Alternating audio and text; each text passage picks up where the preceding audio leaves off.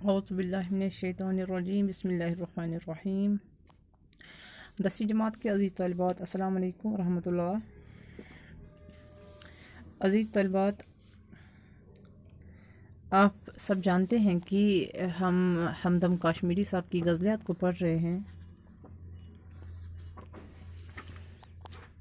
ہم نے کل ہمدم کاشمیری صاحب کی جو پہلی غزل ہے، ہم نے اس کو کل مکمل کیا۔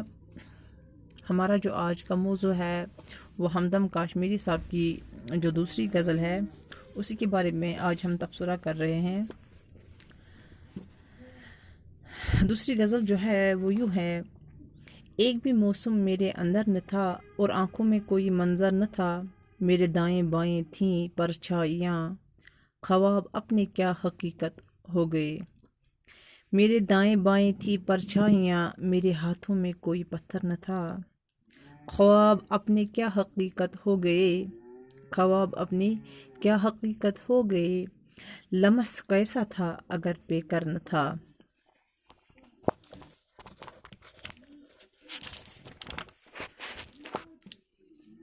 چھا گیا تھا شہر پر افسوس کوئی، چھا گیا تھا شہر پر افسوس کوئی، چاند جب نکلا کوئی چھت پر نہ تھا، ایک صدمہ گونجی مقام میں دیر تک، ایک صدا گونجی مقام میں دیر تک، کیا تھا یہ ہمدم کوئی در پر نہ تھا۔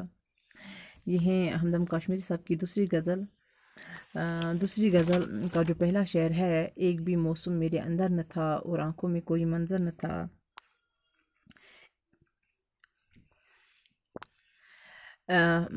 چونکہ ہمدم کاشمیری صاحب میں نے آپ سے یہ بات پہلے بھی واضح کر دی ہے کہ ہمدم کاشمیری صاحب کی جو غزلیں ہیں عموماً اس میں ان کی ان غزلوں میں زمانے کا درد جو ہے، زمانے کا جو یہ غم ہے ان کو بیان کیا ہے انہوں نے۔ اس غزل میں بھی ہمدم کاشمیری صاحب فرماتے ہیں کہ ایک بھی موسم میرے اندر نہ تھا۔ ہمدم کاشمیری صاحب اس شعر میں فرماتے ہیں کہ میرے اندر ایک بھی موسم نہ تھا، یعنی میرے اندر کوئی ہنگامہ نہ تھا جس کی وجہ سے بدل جاتا، اور میری آنکھوں میں کوئی منظر آتا جس طرح موسم کے بدلنے سے ایک نیا منظر آتا ہے۔ اسی لیے جب میرے اندر کوئی تبدیلی ہی نہ تھی اور جس کی وجہ سے میری آنکھوں میں بھی کوئی نظارہ نہ تھا، ایک بھی موسم میرے اندر نہ تھا اور آنکھوں میں کوئی منظر نہ تھا، اس میں بھی ہمدم کاشمیری صاحب اسی بات کو سمجھانے کی کوشش کر رہے ہیں کہ میرے اندر جب کوئی ہنگامہ ہی نہیں تھا، میرے اندر جب کوئی تبدیلی ہی نہیں تھی جس کی وجہ سے میں بدل جاتا اور میری آنکھوں میں کوئی منظر نظر آتا، جیسے موسم کے بدلنے سے ہم موسم کو پہچان لیتے ہیں کہ آج کون سا موسم ہے، ویسے ہی لوگ مجھے کیسے پہچانیں گے جب کہ میرے اندر کوئی تبدیلی نہ تھی۔ دوسرا جو شعر ہے: میرے دائیں بائیں تھی پرچھائیاں، میرے ہاتھوں میں کوئی پتھر نہ تھا۔ دوسرے شعر میں ہمدم کاشمیری صاحب فرماتے ہیں کہ جب میں نے اپنے آس پاس دیکھا تو صرف پرچھائیاں تھی، یعنی صرف میرے دائیں بائیں جو ہے اپنا ہی سایہ تھا، اور نہ میرے ہاتھوں میں کوئی پتھر تھا۔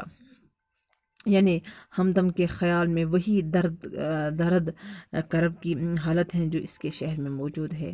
یعنی اس شعر میں بھی ہمدم کاشمیری صاحب اپنے ہی شعر کی حالات کو بیان کرتے ہیں کہ میں نے جب اپنے دائیں بائیں دیکھا تو مجھے پرچھایا نظر آئی، یعنی میں نے اپنا ہی سایہ وہاں پہ پایا اور میرے ہاتھوں میں کوئی پتھر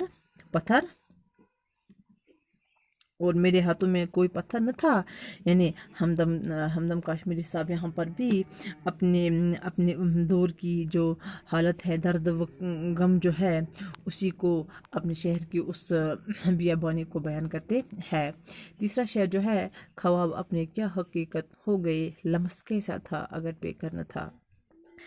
تیسرے شعر میں شاعر فرماتے ہیں کہ میرے خواب جو تھے وہ کب پورے ہو گئے، میں نے جو خواب سجائے تھے کب حقیقت میں بدل گئے، میرا چھو کر معلوم کرنا کیسا لگا یا کیسا تھا جبکہ کوئی صورت یا شکل ہی نہ थी, मेरा हाथ लगाना किस काम का था, सामने कोई शक्ल व सूरत नहीं थी तो हाथ से कैसे छूऊं। यानी कि जब मेरे सामने कोई मंजर ही नहीं था, जब मेरे सामने कोई शक्ल व सूरत ही नहीं थी तो मैं किसको छूऊं, तो मैं किसको हाथ लगाऊं। मेरा हाथ लगाना जो है वो किसी भी काम का नहीं है, क्योंकि मेरे सामने कोई शक्ल व सूरत नहीं, तो मैं किसे छूऊं और किसको हाथ लगाऊं। चौथा जो शेर है, चौथा शेर हमदम काश्मीरी साहब अपने इस दूसरी गज़ल में फरमाते हैं, छा गया था शहर पर अफसोस कोई, चांद जब निकला कोई छत पर न था। कि इसमें शायर वही खौफ जो लोगों पर तारी था, यानी कि इसमें जिसकी वजह से लोग ज़्यादातर घरों में ही रहा करते थे, बाहर नहीं निकलते थे, तो सब लोग गायब हैं ऐसा दिखता था पुरसुकून हालत में। जब चांद निकलता था तो लोग छतों पर निकला करते थे, लेकिन आज वो सूरत हाल नहीं है, बल्कि सब कुछ बदल गया है।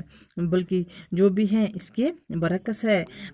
चांद जब निकला तो उस टाइम कोई छत पर नहीं था, छा गया था शहर पर अफसोस कोई। ऐसा लगता है कि इस मुसीबत ने, या इस दर्द व करब ने, या इस गम ने, या इस होलनाक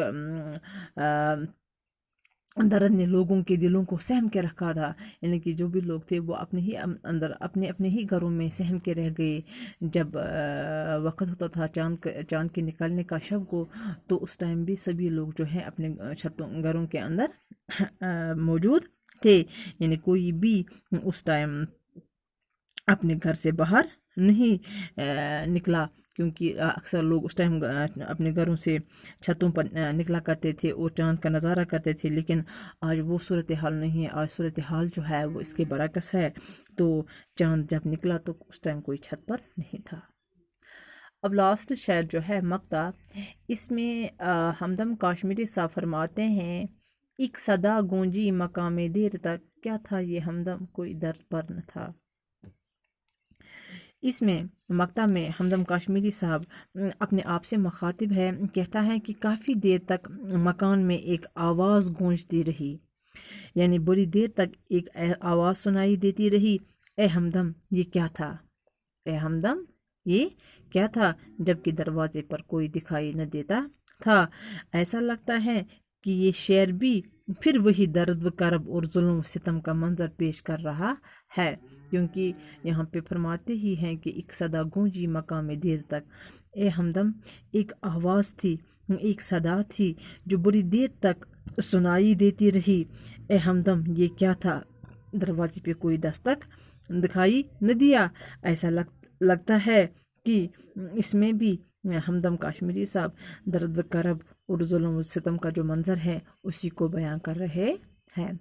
तो इसके साथ ही हमारी जो दूसरी गज़ल है वो इख्तिताम पजीर होती है। इंशाल्लाह हम